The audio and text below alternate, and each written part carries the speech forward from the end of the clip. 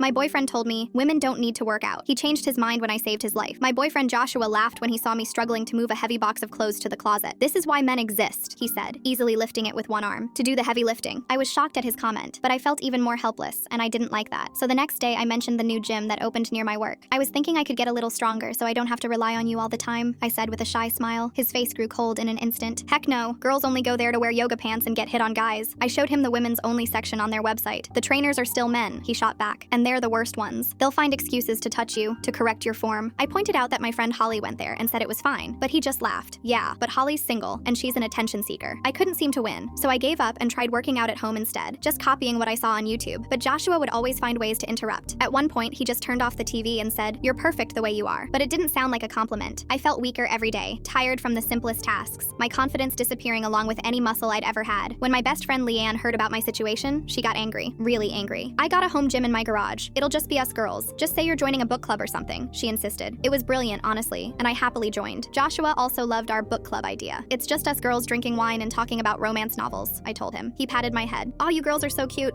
Of course you can go." And just like that, I was all set. So twice a week, I'd pack my book and drive to Leanne's house. Except we weren't reading. We were deadlifting, squatting, bench pressing. Leanne became my trainer and cover story. I kept workout clothes in my car and changed at her place. But honestly, as someone who had never really gymmed much before, it was hard. But soon my legs got stronger. My arms developed definition. My back could handle real weight, and I felt so amazing. But at home, I hid everything under oversized shirts. He never suspected that under those baggy clothes, I was becoming someone else entirely. Someone strong. He even commented that I seemed happier lately. "See? You don't need a gym to feel good," he said, so proud of himself. But he'd soon eat those exact words. I left book club early because Leanne had other plans in the evening. On the way home, I saw smoke pouring from our house. My heart stopped. I parked the car wildly on the street and sprinted up the stairs, throwing the door open. "Joshua! Joshua!" I yelled out, searching for him while I covered my mouth and nose with my shirt. Fire crawled up the curtains and across the wall toward the couch. That's when I heard Joshua screaming my name, calling out from underneath his grandmother's antique bookshelf. "Joshua! Oh God!" I gasped, seeing his leg pinned under. Joshua sobbed, saying he couldn't move, couldn't feel anything below his waist. "Okay, I'll get you out. I can do this." I grabbed the bookshelf and positioned myself exactly how Leanne had taught me. Feet planted, core tight, lifting with my legs, not my back. I took a deep, smoky breath and pulled up the bookshelf in one smooth motion, throwing it backward away from his body. But Joshua still couldn't move. I bent down and lifted him over my shoulder in a fireman's carry, something I'd only done with weights in Leanne's garage, and finally carried him out just as the smoke detector finally started going off behind us. The firefighters who arrived on the scene stared at me in amazement. That bookshelf weighed almost 300 pounds. No amount of adrenaline could make that happen. "So how did you do it?" I glanced nervously at Joshua, who also stared back curiously, and finally told the truth about the secret workouts. But he wasn't angry. Instead, he broke down apologizing. "I was insecure and almost lost my life over it. I was stupid. And you're incredible," he said. I smiled. Now the only problem was figuring out why Leanne started the fire in the first place, and why she was there.